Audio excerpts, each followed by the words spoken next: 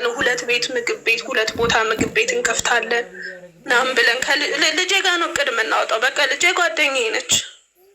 ከዛ ለእሷ አናቷ ደርቆ ቅባት ማለት ነው የምጠይቀው ቅባት የምጠይቀው ሰው ሳጣ፣ ልጄ አንድ እንጀራ የምጠይቀው ጎረቤት ሳጣ፣ እኔ ባለኝ ጊዜ ግን ለማንም ነው ለማንም እግዚአብሔር በሚያውቀው ማለት ልጄን ይንሳኝ። እኔ ለማንም እዚህ ጋር የምዋሽበት ምንም ምክንያት የለም።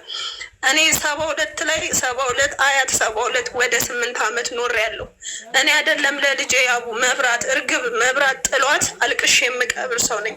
መንገድ ላይ የሚጥል ስኳር በሽታ ሲጥላቸው ሳልጠየፍ መድኃኒታቸውን አድርጌ የሚሰበሰብ ሳንቲም ሰብስቤ እኔ ትንሿ አቡ ነኝ። ማርያምን ምንም አጋነን አይደለም። ሰው የሆነ ነገር ቢደርስ ደሙን ሳልፈራ በሽታ ይዘኛል ብዬ ሳልፈራ ሰዎችን ለማገዝ በአቅሜ በዓል ሲመጣ አልኩሽ እኔ በዓል ሲመጣ እኔ ባለኝ ጊዜ ሰፈሬ ላይ የማውቃቸውን ወጣቶች ቤተሰብ ስለሌላቸው ይከፋቸዋል፣ እኔ እንዲህ ሲከፋኝ እንደነበረው ይከፋቸዋል እያልኩ ምንም ነገር ሳልል ቤት ያምጥቼ እንደ ቤተሰብ የማስከብር ሰው ነበርኩ በአቅሜ በነበረች ነገር ሁሉ እና በህይወቴ ሁሉ ምንድነው እንዳልኩሽ። ቆይ አንዴ እችን ብቻ ልበል፣ እችን ብቻ አቡዬ ከእግዚአብሔር ጋር ያለኝ ብዙ ሰው ይመስለኛል ኮሜንት አላየሁም። እንዴት እኔና እግዚአብሔር እኔ ህይወት ውስጥ ከኔና የማዋራው ሰው እንኳን የለም። በቃ ከእግዚአብሔር ጋር ነው ማወራው። አሁን በቃ ከእግዚአብሔር ጋር ነው ህይወቴ።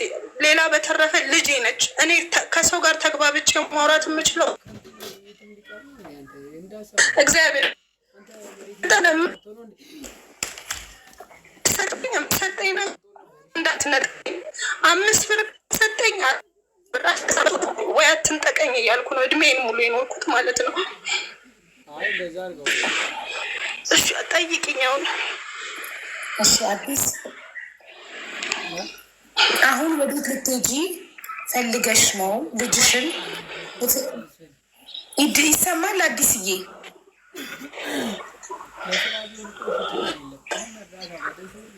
አዎ ይሰማኛል። ኦኬ ሚዩት ያላረገ ሰው ካለ ወዴት የኔ ጥያቄ ነበረ መሰል ወዴት ልትሄጂ ነው? ይህንን ቪዲዮ ሰራሽ? ጥያቄ ልጨርስ አዲስ። ይህን ቪዲዮ ሳይ እኔ በጣም ነው የታመምኩት። እንደ እናት እንደ ሴት ልጅ እናት ሳየው ልጅሽ በልጅሽ ቦታ ላይ እኔ የኔ ልጅ አስቀመጥኳት እና እንደዚህ አይነት ቃላት እየተናገርኳት ኢማጅን አድርጌ መቆጣጠር አልቻልኩም። ራሴን ስቅስቅ ያለቀስኩት በጣም ነው ልቤ የተሰማው። አንቺ ወደ ልትሄጂ ነው? ልጅሽን በቃ በፊት ለፊትሽ በረኪናውን ከምጠጣና ራሴን በፊት ለፊትሽ ከማጠፋና ከመሄድ ያልሻት ወዴት ልትሄጂ ነው? በቃ ይህን ጥያቄ ባጭሩ ነገር የት ልትሄጂ ነው?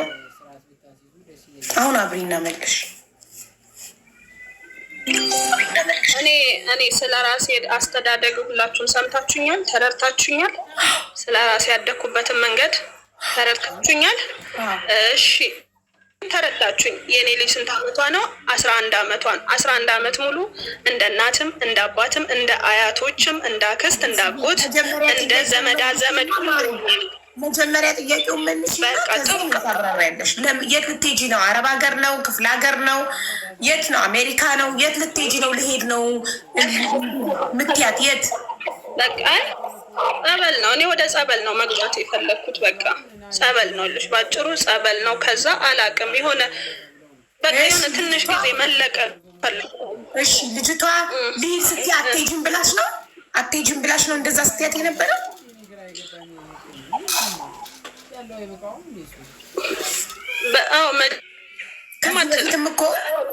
መጀመሪያ ትላለች ያው ስቆጣ ምናምን ነው እንትን የምትለው። ጥሩ እሺ፣ መጀመሪያ ከዚህ በፊት ጥለሻት ሄደሻል።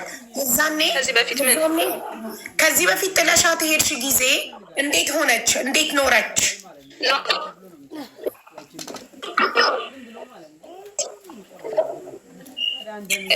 እሺ እየተቆራረጠ ነው። ሰማችሁኝ? አሁንም ይልሽ ያኔም እንዳልኩሽ ነው። ፈልጌ አይደለም ታመሜ ነው። በምን ምክንያት ተነስቼ እንደርኩ አላውቅም። ራሴን ሲቀጥል ቤት ክፍት ነው። አሁንም ትቻት የወጣሁት ቤቷ ውስጥ ነው። እኔ በቃ እኔ ነኝ ራሴን ነው ይዤ የወጣሁት። በቃ ከዛ አንዴ ሩቅም ማውቃት ዘመድ አለች ስልኳን ያስቀመጥኩት። እባክሽ እኔ ወይስ ከረጋጋ ወይ የሆነ ነገር እስክል ግቢላት ሂጂላት ብዬ እሷ መጣለች። እንግዲህ ደውሎ ያወራት ሰው ይኖራል፣ የተረዳ ሰው ይኖራል። ግን እኔ ልሽ አንቺም ጋር ቢሆን ልክ እንደ ሰው እንዲህ አግዙኝ የሆነ ትንሽ ያኔም እኮ አልኩሽ ቤት ሰው ነበረ፣ ጓደኛዬ ነበረች። አብረን የኖርን 3 ልጆች ያላት እናት እንዲህ የምንደጋገፍ አንድ እናት አለች፣ እሷ ነበረች። አሁንም አለች። ቤት ብትደውይ እኔ ጋ ብትደውይ ታገኛታለሽ። አሁንም አለች። አዲስዬ እኔ የጠየኩሽ ጥያቄ ከዚህ በፊት ጥለሻት ልጅሽን የሄድሽ ጊዜ ማን መጣላት? ማን አብሯት ኖረ? አጭር ጥያቄ። እከሌ ማለት እኮ ነው መልሱ። ጓደኛ ያልኩሽ በቃ ሌላ ምንም አይነት ሰው የለንም።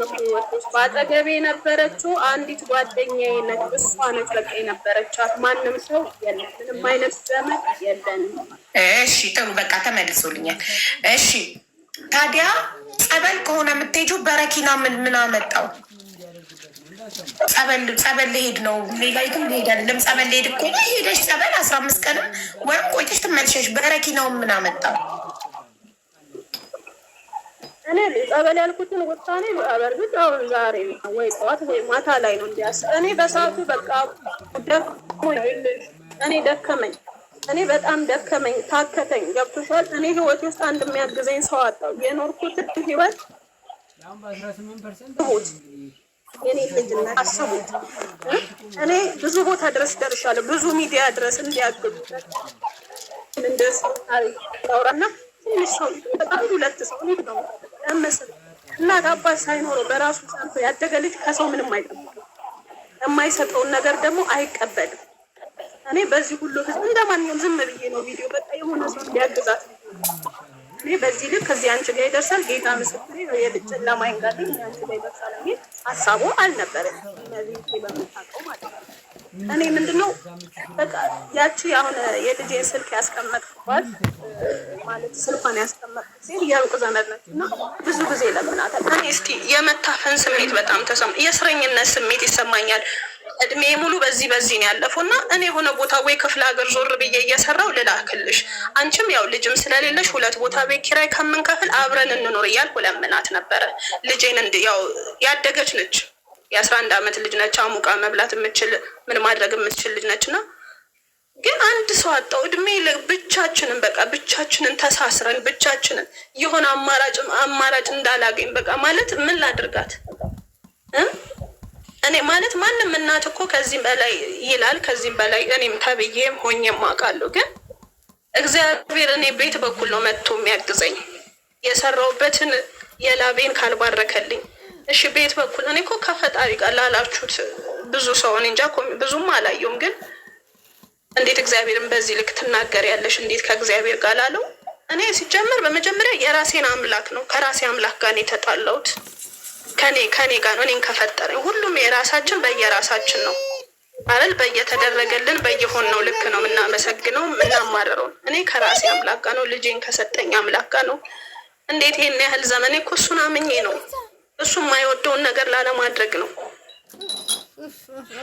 እና 11 ዓመት ሞላት እሷ ከእርግዝናው 12 ዓመት። እንዴት ይህን ሁሉ ዓመት እስካሁን ብቻዬን ሆንኩኝ?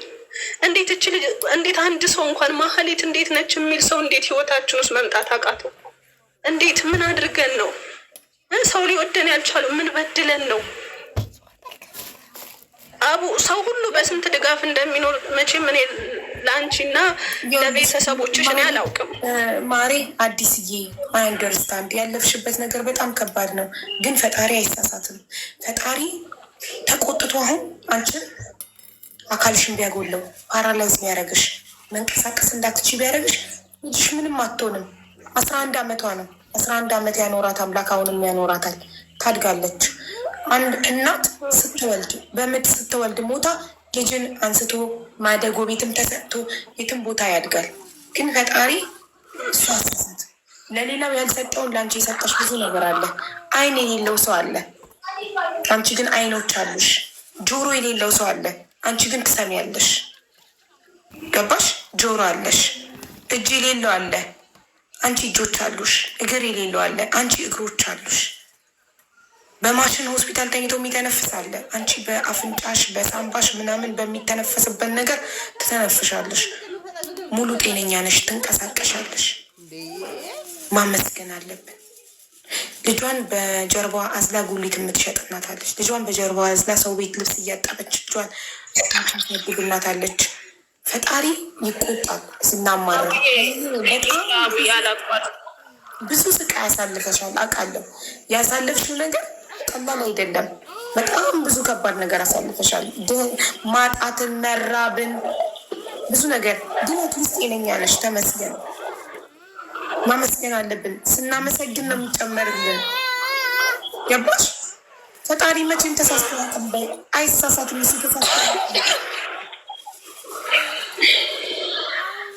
አንድ ልጅ ናት። በዛ ላይ 11 ዓመት ልጅ ደርሳለች እና በጣም ታሳዝናለች ልጅሽ። እኔ እውነቱን ልንገርሽ ከአንቺ ለልጅሽ ነው ያዘንኩት። ወጣት ነሽ፣ ሙሉ አካል አለሽ፣ ምንም ነገር ሰርተሽ መኖር ትችያለሽ። እቺ ልጅ ግን አይምሯ ተበላሸ፣ አይምሯ ተነካ። አሁን ያለመፈለግ ስሜት ይሰማ ማለት አንቺ ላይ የደረሰብሽ ነገር እሱ ወደ እሷ መጣሽ።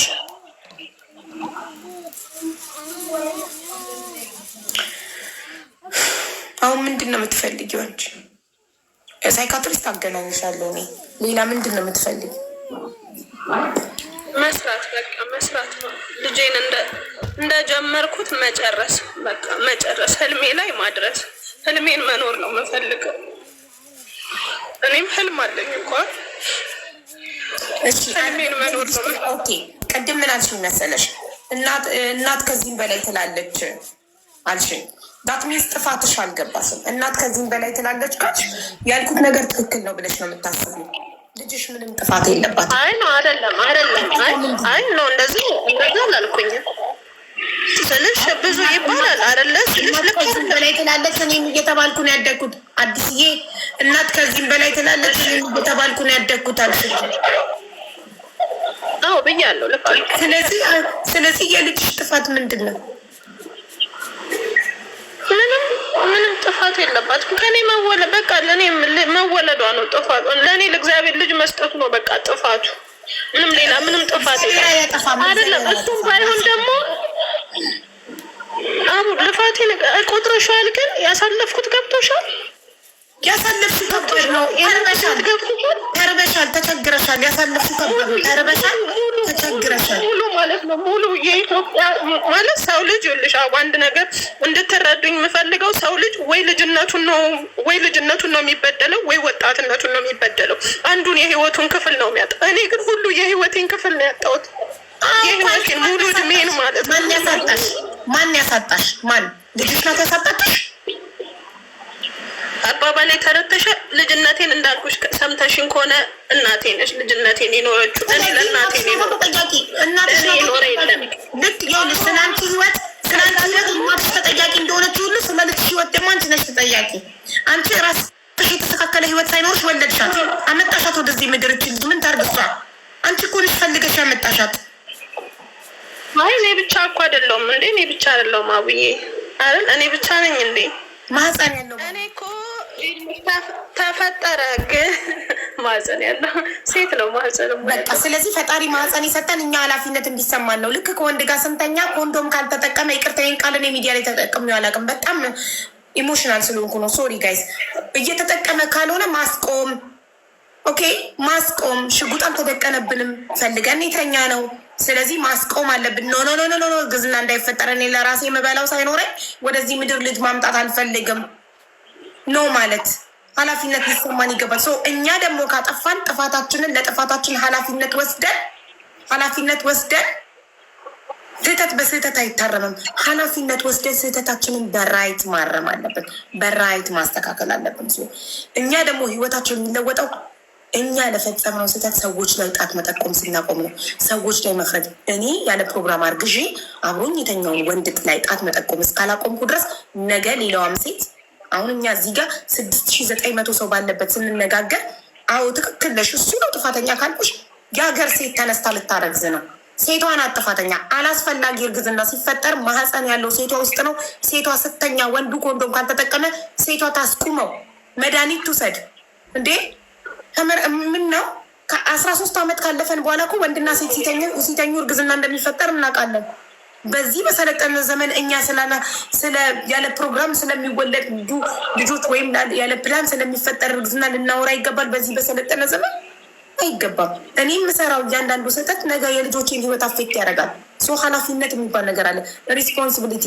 ዛሬ ልጆች ስናሳድግ ኃላፊነት እንዲሰማቸው አድርገን እናሳድጋቸው። ስለ እርሳሳቸው ኃላፊነት እንዲሰማቸው አድርገን ካሳደግናቸው ነገ ዝም ብለው ያነብናል። አይወልዱም። ምን አበለዋለሁ በምን አስተምረዋለሁ ሳይሉ አይወልዱም። ስለዚህ ስህተቱ ያንቺ ነበረ። ስህተትሽን አንቺ ነሽ የምታስተካክል። ልጅሽ ምንም ያጠፋችው ነገር የለም። ፈጣሪ አላጠፋም። ፈጣሪ አይምሮ ሰጥቶናል። ሲፈጥረን ይህንን የሰጠን እንድናገናዝብበት ነው፣ እንድናስብበት ነው። ምንም ነገር ከማድረጋችን በፊት አይናችን እያየ ገደል ውስጥ ዘለን እየወጣ ፈጣሪ ሆይ ለምንድን ነው ስዘል ያላስቆምከኝ አንልም። እንድናይ አይን ሰጥቶናል፣ ገደሉ እንዲታየን፣ እንደገና እንድናገናዝብ ገደሉ ውስጥ ከገባው ምንድን ነው የሚፈጠረው የሚለው እንድናገናዝብ አይምሮ ሰጥቶናል።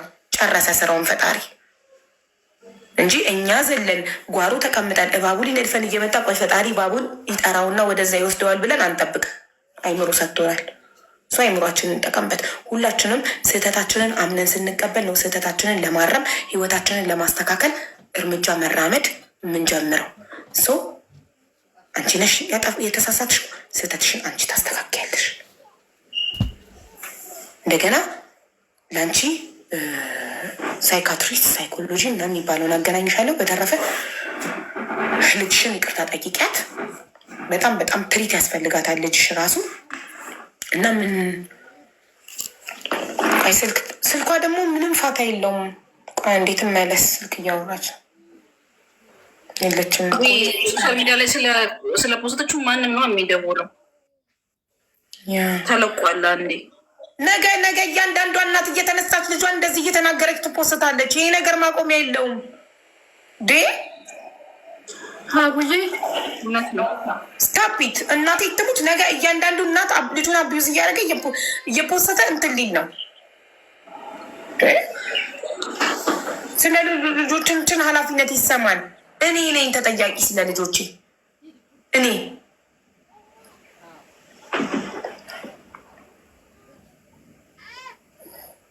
ህፃኗን አይታችኋታል? አይኗን እኔ ቪዲዮን ሳየው ልጄን ቁጭ አድርጌ ነው የሳልኩት። በቃ በልጅቷ ቦታ አይኗ እንባ አዝሎ ቀይ ሆኖ እናቷን ታያታለች ብላ ላይክ ምን እያለ ነው አይምሯ? የልጅነት አይምሯ ምን አድርጌ ነው? እሺ ምንድን ነው ጥፋቴ? እሺ አሁን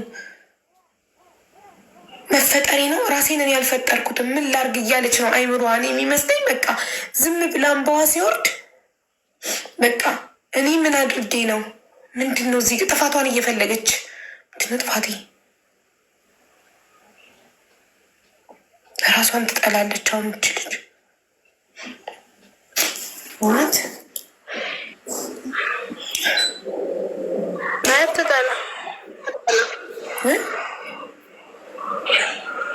አትጠላ። ማይ ጠንካራ ልጅ ነች። አትጠላም በፍጹም። ታምነኛለች። ተናድጄ እንደሆነ በጣም ከፍቶኝ እንደሆነ ትረዳለች፣ ይገባታል። ልቤን አሞኝ እንደሆነ በቃ ውስጤ ታሞ እንደሆነ ይገባታል፣ ታውቃለች። በፍጹም ትናንትም ያው ሰዎችም አናግረዋታል። ያናገሯት ደውለውልኛል። አይ እናቴ ስለከፋት ነው እንጂ ትታኝ አትሄድም ትመጣለች ነው ያለቻቸው ለሰዎቹ።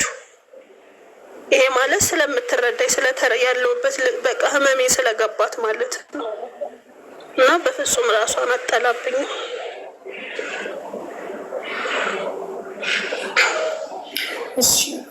ምክንያቱም ከስንት አንድ ቀን ነው ገብቶሻል። እንደዚህ አይነት ንዴቶች ተጠራቅመው ነው ገብቶሻል። ተጠራቅመው ነው እኔ ህይወቴን ነው ምንም ነገር እሷን ለማስደሰት ምንም እኔ እሷን ለማስደሰት ያላደረግኩት ነገር የለም። ምንም ባገኘሁት ነገር ምንም አላጎደልኩባትም። ምንም የኔ ልጉደል አዲስ ማሬ ለአንቺ ህይወት እንደዚህ መሆን ማነው? ለአንቺ ህይወት ለአንቺ መቸገር ለአንቺ አሁን መራብ መቸገር ማን ነው ተጠያቂ? ማንም ተጠያቂ አይደለም።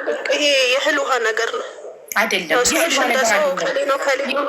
የእህል ውሃ ነገር አይደለም። እኔ ነኝ ተጠያቂ በይ። እመኚ መጀመሪያ ጥፋትሽን።